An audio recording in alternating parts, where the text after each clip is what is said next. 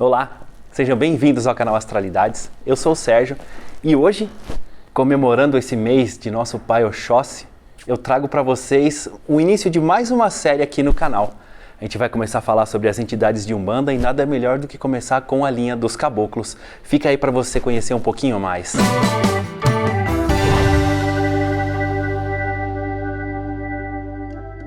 Então, antes da gente começar, vou pedir para vocês se inscrever no canal, compartilhar, curtir, comenta aqui embaixo se você gostou, se você não gostou, dê sua opinião. Não dura mais do que 3 segundos, é de graça e ajuda a gente demais. Além disso, eu vou pedir para vocês seguir a gente lá no Instagram também. A nossa página no Instagram, astralidades.oficial, que vai ficar aqui. Segue a gente lá que a gente complementa as informações que a gente traz aqui do YouTube e a gente coloca lá também. Além disso, a gente faz um monte de IGTV sobre tarô, sobre magia. Corre lá, segue a gente lá no Instagram que você não vai se arrepender não, tem muita coisa legal. Também eu vou pedir para vocês, se tiver interesse de fazer uma consulta com tarô ou baralho cigano, nosso WhatsApp é esse aqui. A gente só recebe mensagem, então vai lá, manda uma mensagem pra gente lá no WhatsApp que a gente conversa. A gente faz baralho cigano, tarô clássico, a gente conversa lá. Se tiver dúvida é só mandar uma mensagem, beleza? Então vamos entender um pouquinho mais sobre quem são os caboclos da Umbanda. Como eu disse na abertura do vídeo, esse mês de janeiro a gente comemora o dia de nosso pai Oxóssi. No dia 20 de janeiro a gente comemora o dia de Oxóssi. E eu vou deixar um card que a gente já falou sobre o Orixá Oxóssi, a gente já falou sobre o trono do conhecimento. Eu vou deixar um card aqui, que se você tiver interesse e dúvida sobre quem é essa energia, né, de nosso pai Oxóssi, desse orixá, dá uma corrida lá no final desse vídeo que você vai ver e entender um pouquinho mais sobre essa energia. Então, para comemorar essa época do ano, que as casas fora de pandemia, né, as casas de Umbanda, de Candomblé, estão reabrindo, né, das férias que tiveram no final do ano, das festas, elas estão reabrindo e elas reabrem praticamente no dia de Oxóssi, lá para o dia 20 de janeiro. Então, para comemorar essa reabertura das casas, lógico que a gente está no meio da pandemia ainda e nada está aberto, infelizmente, mas a gente comemora de um outro jeito. A gente trouxe para vocês aqui um pouco sobre a linha dos caboclos, né? E por quê? Qual que é a relação de caboclo e Oxóssi? Oxóssi é o regente da linha dos caboclos. E quando a gente fala de caboclo, a gente lembra dos nossos livros de história, lá das aulas de história, que falavam que caboclos eram os filhos de europeus com os índios, né? Era essa miscigenação que começou aqui com a entrada dos europeus no Brasil, onde eles entraram em contato com os nativos americanos, né? E os filhos deles se chamavam caboclos. Na Umbanda teve um ressignificado dessa palavra. Por quê? A Umbanda, ela traz em sua linha de caboclos todos aqueles nativos americanos, sem a mistura, né? São os nativos, o selvagem, montando assim o arquétipo do caboclo da mata, do caboclo, do índio nativo americano, tá bom? Esse arquétipo, quando você pensa num índio, né, seja o índio norte-americano, seja o índio sul-americano, da América Central, a gente tem um arquétipo montado na cabeça.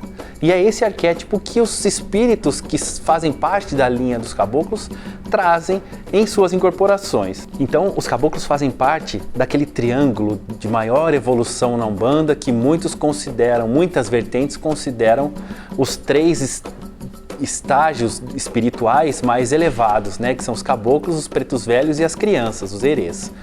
Então o caboclo está fazendo parte desse triângulo e a gente não pode esquecer que também foi por meio de um caboclo, né, por intermédio do caboclo das 7 encruzilhadas, que a Umbanda chegou pra gente aqui no Brasil como uma religião fundamentalmente brasileira, né? Lógico que trazendo um monte de influências africanas, europeias, nativas, mas ela é a religião mais brasileira possível, né? Essa miscigenação que a gente tem na Umbanda.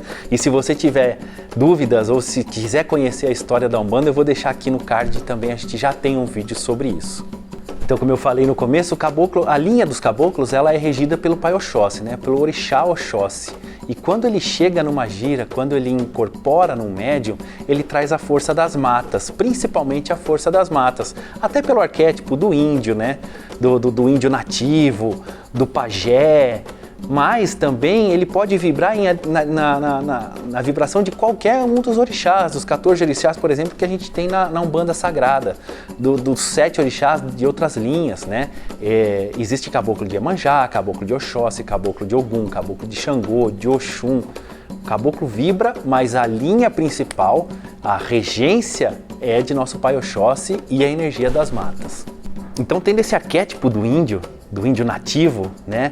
Quando o caboclo incorpora, traz aquela coisa séria, austera, de grande força física, de presença física de um caboclo, né? De um caboclo da mata. E geralmente tem aquele sotaque carregado que deixa o consulente meio perdido, porque não entende o que ele está falando. E é nessa hora que é legal ter um cambone que entenda o espírito para traduzir para o consulente as necessidades, né? Porque o caboclo, muitas vezes, quando incorpora em um médium, ele traz como resquício ainda aquele sotaque carregado ou a própria língua da etnia a qual ele fazia parte. Lembrando que não são só índios que desencarnam e são elevados ao título de caboclo, a linha dos caboclos no plano espiritual.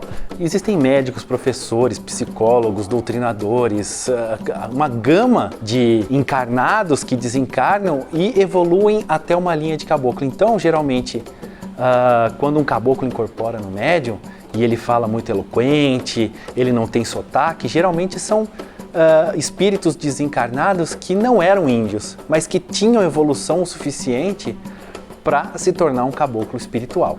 Além disso, esse arquétipo jovial, de forte presença física, de austeridade, de seriedade, pode não aparecer se por acaso a pessoa está incorporando um espírito caboclo, mas que era um pajé, que era mais velho, que é mais sábio, que mistura muito com um preto velho, né? São linhas bem próximas ali, são bastante feiticeiros, tal, de cura com erva, mas eles incorporam pajés, que são mais velhos. Então esse arquétipo mais jovial fica com os caboclos da mata, né? Os caboclos guerreiros, os caboclos que iam atrás da caça. O pajé que ficava na aldeia, cuidando da parte física e espiritual da aldeia, se manifestam como se fosse um preto velho. Geralmente, quando um caboclo chega, ele grita e as pessoas meio que assustam escutando o ilá, como é que chama o grito do caboclo.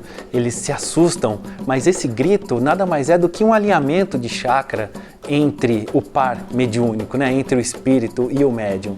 Então ele grita para que essa movimentação de energia seja bastante forte e haja o acoplamento mediúnico mais forte entre o médium e o espírito. Existem caboclos que chegam em silêncio, falam baixinho, então cada espírito tem uma peculiaridade. Mas a grande maioria dos caboclos, quando chega, ou grita, ou estala os dedos, ou bate no peito. Tudo isso é para alinhar os chakras e fazer uma limpeza prévia do corpo do médium. Quem já passou por um atendimento de caboclo sabe o quanto eles são detentores de sabedoria, né? E é aquela sabedoria direta, é aquele professor direto que fala as coisas diretamente para você. Geralmente eles trabalham com chás, com ervas, com defumação, com ungüentos para fazer a cura física, mas o principal está na cura mental das pessoas, através de conselhos, através de aulas, de exemplos que ele dá para o consulente, para que o consulente consiga abrir seu horizonte, abrir os seus olhos para a vida e as coisas ficarem mais fáceis ou mais aceitáveis, né? Nesse caminho que a gente tem encarnado. E o que muita gente fala é que ele é quase um terapeuta. O caboclo é quase um terapeuta porque eles sabem muito bem sobre a psique humana. Então eles trabalham muito bem o emocional para que a pessoa consiga entender o que está passando e o que precisa melhorar. Então essas são informações bem básicas da linha dos caboclos, bem superficiais assim.